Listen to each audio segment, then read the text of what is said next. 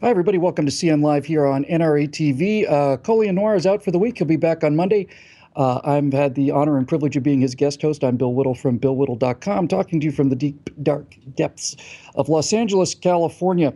We've got great guests with us today and a lot of fun things to talk about. And before we go to our first guest, I just wanted to say something, that I think it struck me after the talk yesterday, and I don't know if it struck you the same way, too. We have been fighting this erosion of not just of our political beliefs, but of our very fundamental freedoms. We've been under attack for so long. It's like, I don't know, I'm not speaking for anybody other than myself, but do you find yourselves kind of walking around sometimes like with your fist still clenched, like, what's the latest outrage going to be? And then all of a sudden you just go, hang on a minute now, hold on. We've got President Trump in the White House. We've got a Republican House. We've got a Republican Senate. We're getting Republican, solid, conservative justices for the Supreme Court. The man's kind of right. You almost start. You can't even appreciate how much winning we're actually doing. I just personally am overwhelmed, really, at how much has happened, not just in the 7 weeks or 7 weeks of President Trump's actual presidency. And if this is 7 weeks, wait till you see what he's going to do in 4 years. I just realized that ever since the night of the election, you can breathe again.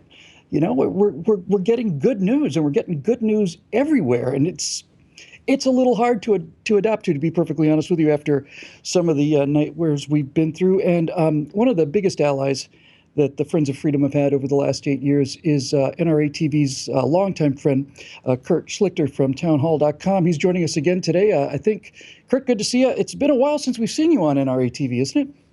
Oh, years and years. Well, okay, a week.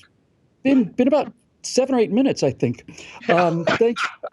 Thanks for sitting in and helping us out at the last minute here. Before we get into specifics, I want to talk about the new Secretary of the Interior. But what do you think, Kurt? We were talking just before the show. We both live out here in the left coast, and many of us get a chance to go and visit the United States every now and then.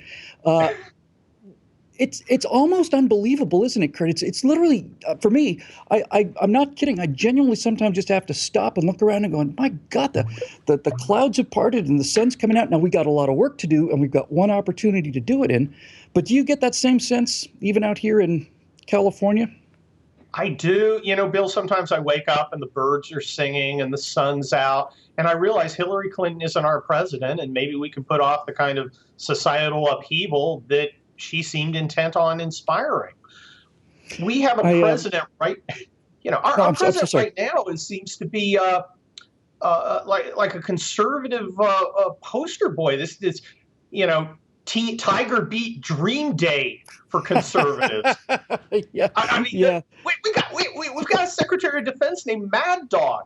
He's like a cross between Ronald Reagan and David Cassidy. No, he's the Leif Garrett of supply side economics. Leif Garrett he is exactly right. And folks, if you're not getting giddy out there and starting to understand that it's a new game and a fresh start here in America, it's taken us a while to really catch on to this. Kurt, just before the show, we were talking about how both of us make a living, paltry though it is, out there speaking in public. And the last 2 or 3 events I've done were like a Tea Party event, a Republican event. And I started my remarks. I just went up to the stage, didn't say anything. And on my iPhone, I have a little tune, and I played it in the microphone. And it's na na na na na na na na, hey hey hey, goodbye. And then I drop in just for an encore. Ding dong, the witch is dead. The wicked witch of the north is dead.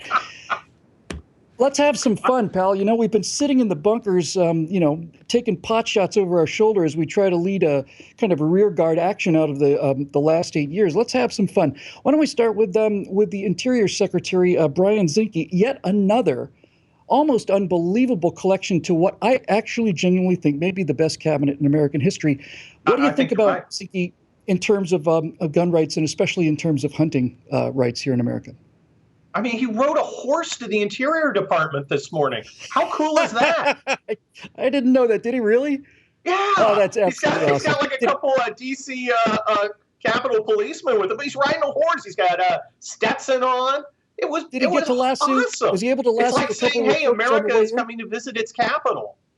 he should have had a lasso. Should have lassoed a couple CNN reporters who just kind of dragged him through the dust. Just not enough to hurt him, just enough to embarrass him just a little bit. That is unbelievable. Did he really do that? They do a pretty good job of embarrassing themselves. Yeah, that's sure enough there. Zinke is I believe he was congressman. I believe he was. What a great guy who has a real the Interior Department needs to be doing out there in that place called America. I'm having a little trouble hearing you, Kurt. You're breaking up just a little bit for me, but I got the great job, America, horse, and so on. So let me ask you this. That may be just on my end here. Let's just kind of start with the foundations. Zinke, as you said, comes in on a horse. He understands what conservation really is, and conservation is not a bunch of long-haired hippies sitting in a Starbucks in San Francisco someplace talking about the great outdoors that they've not only never seen and never will see, but would scare them just absolutely blind. There he is. Look, you know what he looks like, Kurt? He looks exactly like Robert Duvall in Yes. Apocalypse Now. Exactly. I like the smell of Washington in the morning. That smells like victory. Robert Duvall in his cavalry Stetson is a cavalry battalion commander, which I also was. So I did not know. Unfortunately, I didn't have any horses in my cavalry unit, but Obama don't surf. No, it's amazing, pal. It's absolutely wonderful. Bill. Since November 8th, it smelled like victory. Yeah, it sure has. Smelled like victory all over the place. Let's just go to the basics for a second here. We now have a Secretary of the Interior who's actually been out in the interior.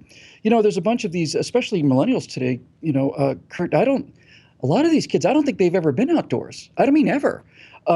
So what you get from a lot of progressives is, Zinke's against the environment. He's not environmentally friendly. He's pro hunting and all the rest of it. My dad was a hunter since he was 5. He grew up in the Pocono Mountains.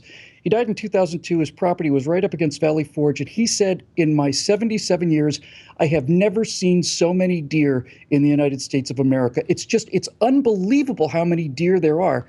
And progressives think, oh, they're going to go out and shoot deer. It's like, it's this or starve to death. It's nice to have somebody who understands that nature is red in tooth and claw and who understands the entire ethics of American hunting. Well, exactly. Hunting is an important cultural aspect of the lives of tens of millions, maybe hundreds of millions of Americans. I grew up hunting with my dad. I don't do it anymore because, I'm lazy and I don't like going out in the woods when it's cold. But, I spend enough time in the infantry. But, yeah, the level of disrespect for the cultural traditions and the values of regular Americans, I think, is one of the things that inspired Donald Trump.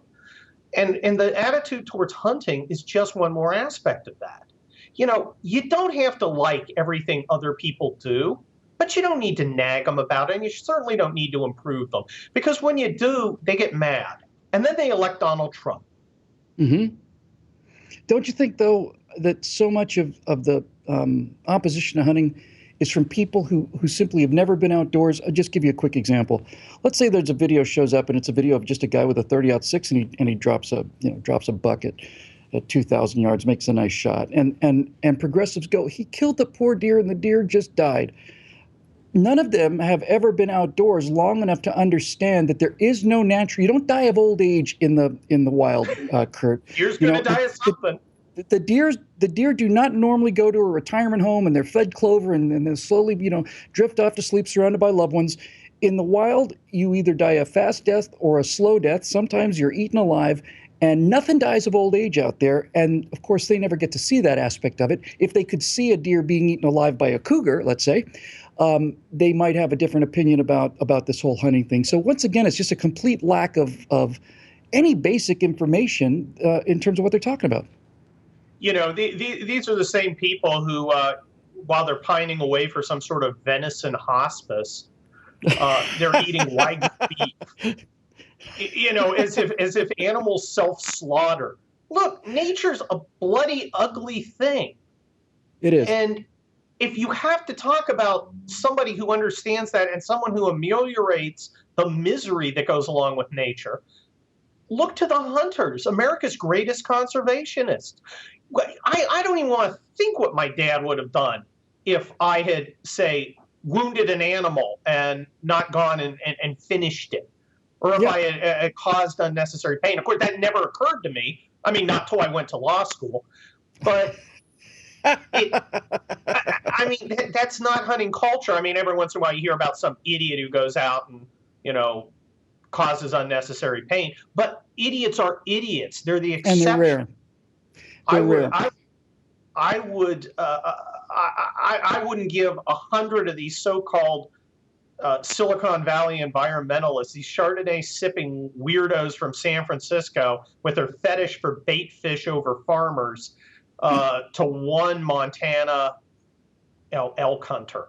There's no comparison. Yeah, and because they don't know any hunters, because these people, especially in the, we talk about the hippies in San Francisco, but the people in the media and politicians too, who don't actually get outdoors, they don't understand. I don't think there's a person in the country who loves wildlife more than hunters. That's why they're out there all the time. They like being with them. They understand them. They understand the cycle of life and death. They understand the idea of the balance between predators and prey. And this kind of, oh, they're so cruel and they must be stopped. It looks like those days are coming to an end in America, at least for 4 years now. It's nice to see. It's a nice change. And boy, life in America would be so much better if we didn't spend all our time trying to improve other people. I don't need people to tell me I'll be a better person if I don't go out and shoot a pheasant.